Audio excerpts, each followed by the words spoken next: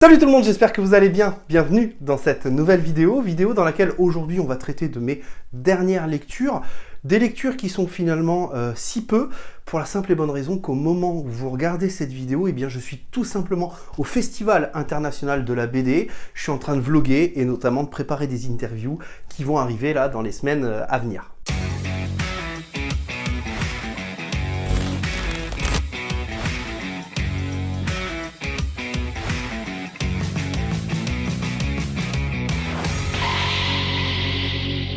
On va aller sur un premier banger du genre western. Il s'agit de L'Omen of the West, édité chez Grand Angle Éditions, qui réunit un collectif d'auteurs et de dessinateurs qui vont nous pondre du coup 14 histoires qui vont retracer les destins authentiques, célèbres ou méconnus, de représentants de l'ordre, de shérifs, de marshals, de juges, de bourreaux, qui ont marqué la conquête de l'Ouest, des personnages connus ou méconnus, au destin plus ou moins authentique, tragique parfois.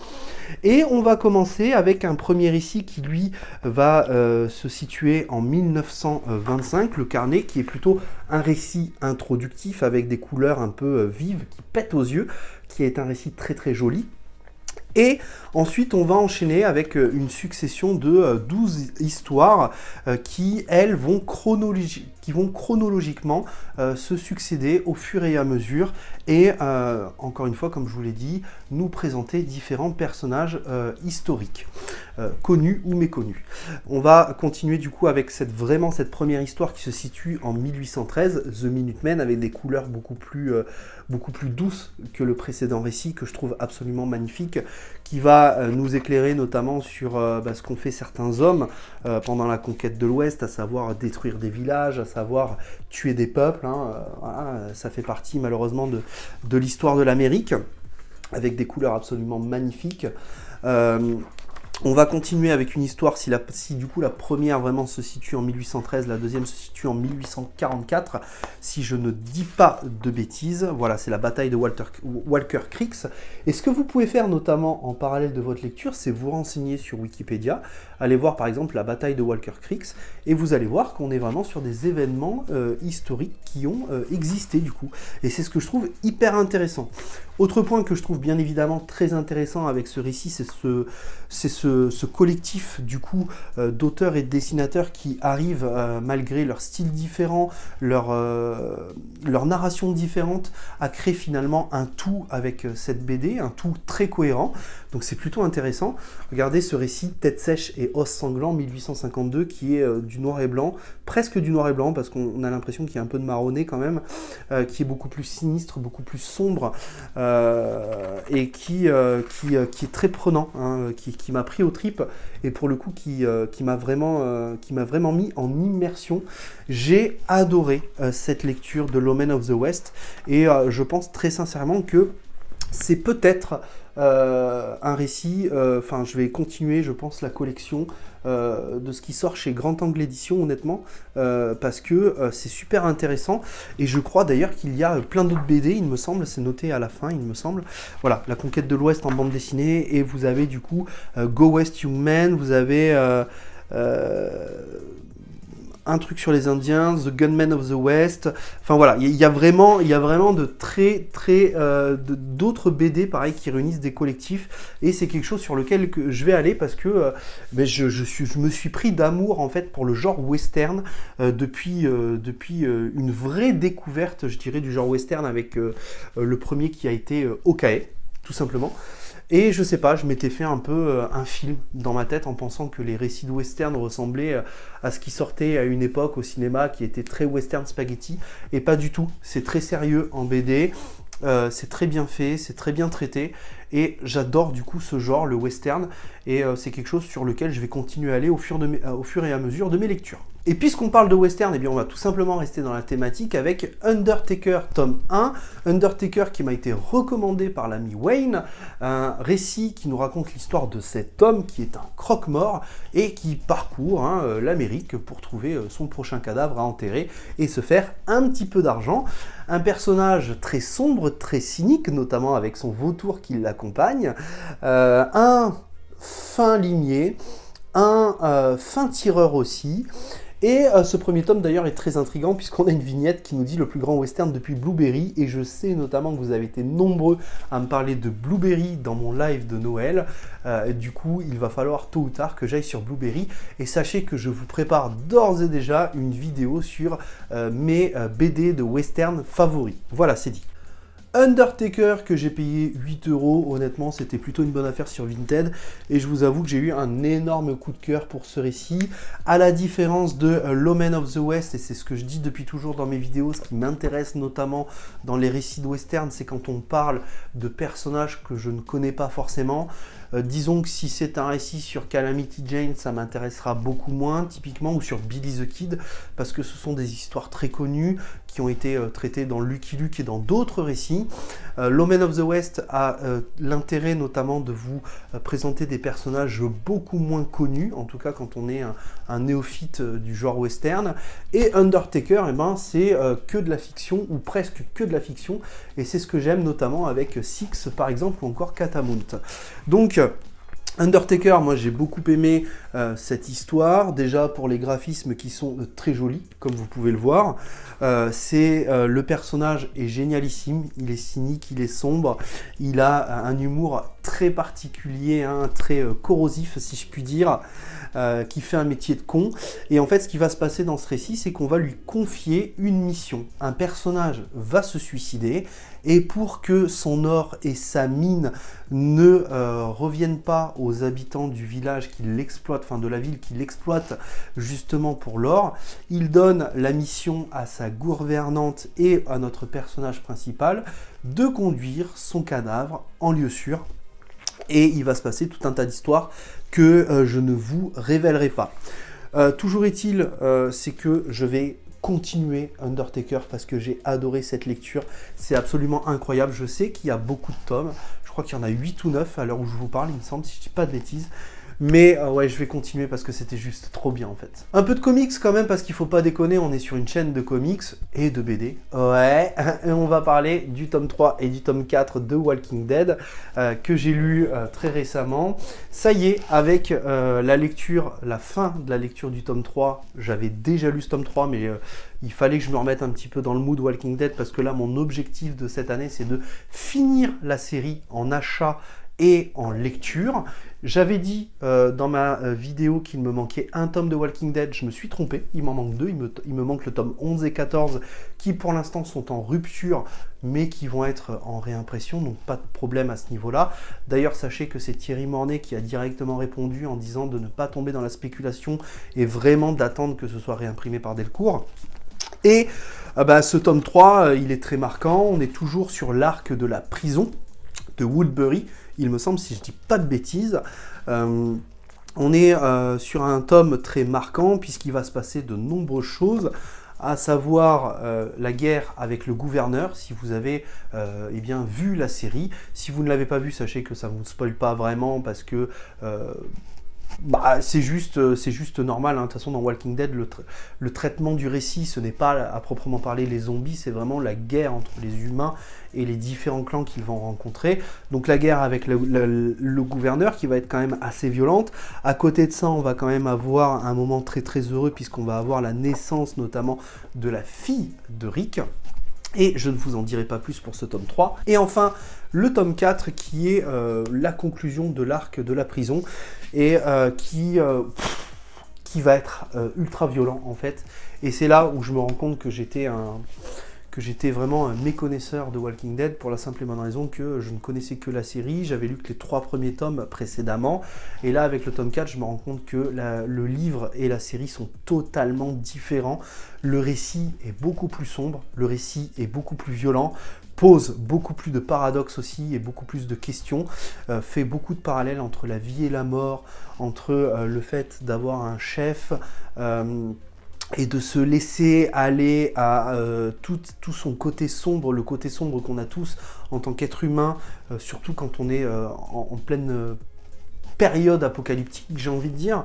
C'est un récit qui me prend aux tripes. Ce que j'aime énormément avec Walking Dead, c'est que la narration est super fluide. Ça va super vite à lire un bouquin. Alors c'est des deluxe, donc c'est des doubles tomes. Honnêtement, en 2 soirs, c'est bouclé. J'aime beaucoup les dessins aussi. Alors je vais essayer de ne pas vous spoiler, même si de prime abord je préférais largement le dessinateur qui était dans le tome 1. Je trouve que malheureusement là on a perdu quelqu'un et quelque chose avec le nouveau dessinateur qui est arrivé à partir du tome 2.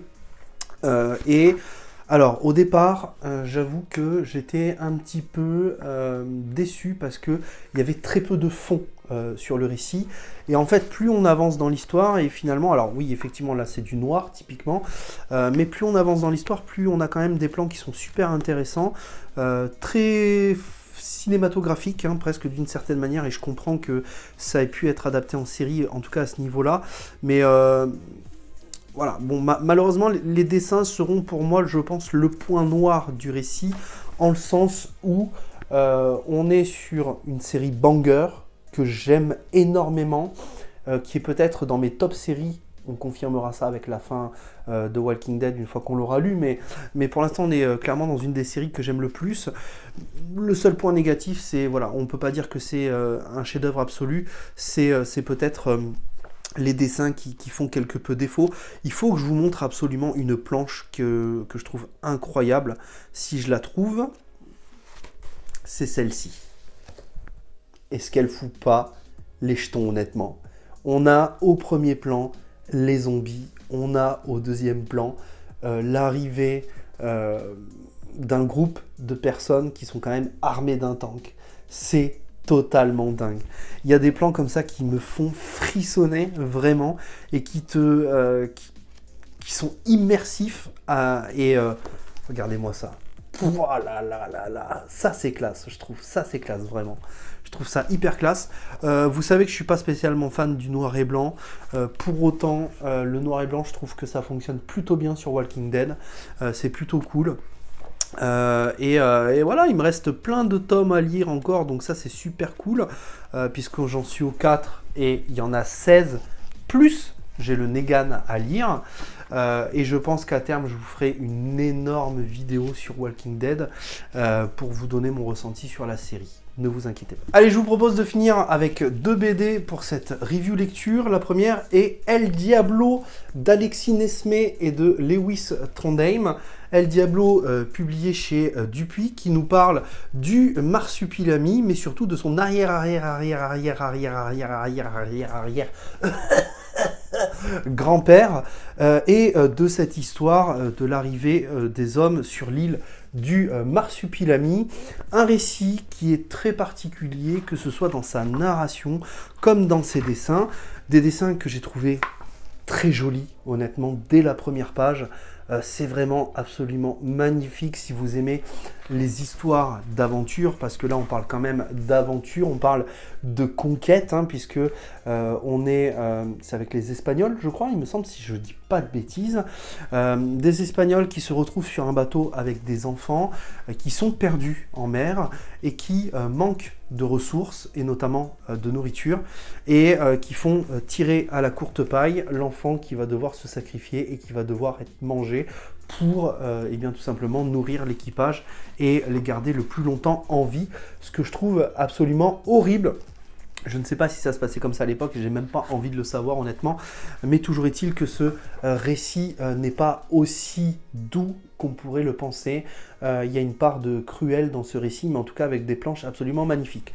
Toujours est-il, c'est qu'ils vont trouver une terre, ils vont y aller et ils vont être attaqués par l'arrière, vous aurez compris, grand-père du marsupilami, cette bête qui va être découverte et qui va foutre un petit peu le boxon avec ce groupe de personnages. Je vous en dis pas plus pour ne pas vous spoiler, mais sachez qu'on est loin des récits humoristiques qu'on connaît du marsupilami, parce que je trouve que dans les récits du marsupilami, que ce soit le marsupilami avec Spirou et Fantasio, il y a toujours une petite teinte d'humour. Là, on est vraiment sur un récit d'aventure beaucoup plus mature, qui vise un public autre, un public adulte, honnêtement. J'ai pris beaucoup de plaisir à le lire. C'était une véritable découverte, c'était une véritable surprise aussi pour ma part, parce que je ne m'attendais pas du tout à ça. Très joli, que ce soit dans les dessins ou dans les couleurs qui sont choisies, très vives et qui correspondent, je trouve, parfaitement à l'environnement du récit. Bref, si vous aimez le Marsupilami, si vous aimez les BD d'aventure, je pense que c'est un récit qui peut être pour vous.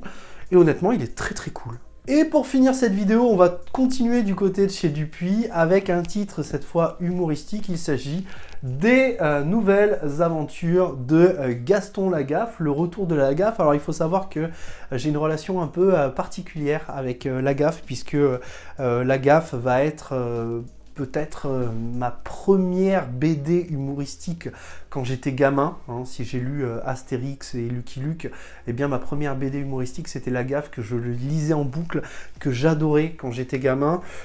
Je me suis éloigné de ce récit au fur et à mesure de mes lectures, parce que je trouve que ce soit Gaston Lagaffe comme d'autres titres qu'on connaît bien, Les Tuniques Bleues, etc., on est sur de la BD à papa, j'ai envie de dire, qui n'a pas vraiment évolué en un certain sens. Mais je me suis dit, tiens, pour tester, est-ce que j'irai pas sur Gaston Lagaffe, que je connais, et surtout avec ces nouvelles aventures qui, je crois, ont fait un petit peu parler de lui ou d'elle en termes d'édition, je ne sais plus, mais il me semblait qu'il y avait un truc.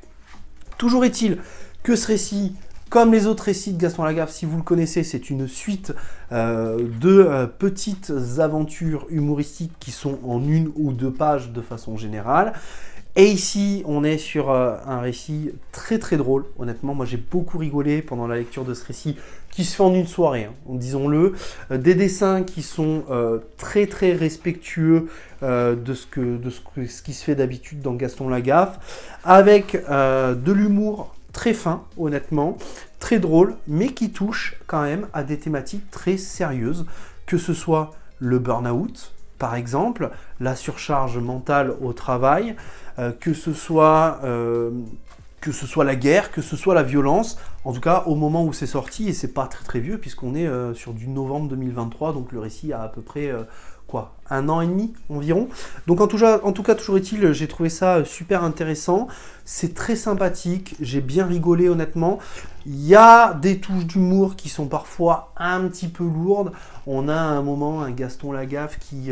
vous savez, Gaston Lagaffe, c'est le personnage qui fait des expériences chimiques dans le grenier de son journal dans lequel il travaille, puisqu'il travaille dans un journal, et à un moment, il a un truc un peu visqueux, et il est attaché comme ça au plafond avec... voilà, cette matière un peu visqueuse, et ça fait penser notamment à Spider-Man. Et voilà, vous avez un personnage forcément qui ne peut pas s'empêcher de dire « Oh, il a une araignée au plafond ». Bon, voilà, ça c'est un peu moins drôle, je trouve. Pour autant, je suis très très content quand je lis cette BD, de retrouver les personnages qui ont bercé un petit peu mon adolescence avec Lagaffe, avec que ce soit Spirou, que ce soit Fantasio, que ce soit la mouette, que ce soit le chat, que ce soit Mademoiselle Jeanne. Enfin bref, j'ai pris beaucoup de plaisir à lire cette histoire. Est-ce que je retournerai sur du Lagaffe pour continuer à vous en parler? Pas sûr, ou peut-être sur une sortie comme ça de temps en temps, mais j'ai pas forcément l'envie de poursuivre la collection des BD Gaston Lagaffe. Je pense qu'après, voilà, c'est un titre peut-être que je garderai dans ma bibliothèque pour au moins faire découvrir Gaston Lagaffe à mon fils quand il sera un peu plus grand. Mais ça s'arrête là grosso modo. Voilà, j'espère que cette vidéo vous aura plu, hein. Pour rappel, je suis actuellement au FIBD en train de vlogger ou de faire des interviews de personnes qui sont déjà venues ou non sur la chaîne. Voilà, je vous en dis pas plus, vous verrez dans les prochains jours. Je vous dis à très très vite pour une prochaine vidéo. N'oubliez pas de me dire bien évidemment en commentaire si vous avez apprécié cette vidéo, qu'est-ce que vous pensez de mes lectures, si vous êtes d'accord ou non avec mes avis, hein, ça m'intéresse toujours, bien évidemment. Si cette vidéo vous a plu, n'hésitez pas à la liker, à la commenter, à la partager, à vous abonner. Je sais que vous avez l'impression que je gratte des vues, mais ça reste très important pour soutenir la chaîne et me soutenir. Et en plus, à minima, ça me fait plaisir. Je vous dis à très très vite. Prenez soin de vous et n'oubliez pas, de grands comics et de grandes BD impliquent de grandes lectures. Ciao tout le monde!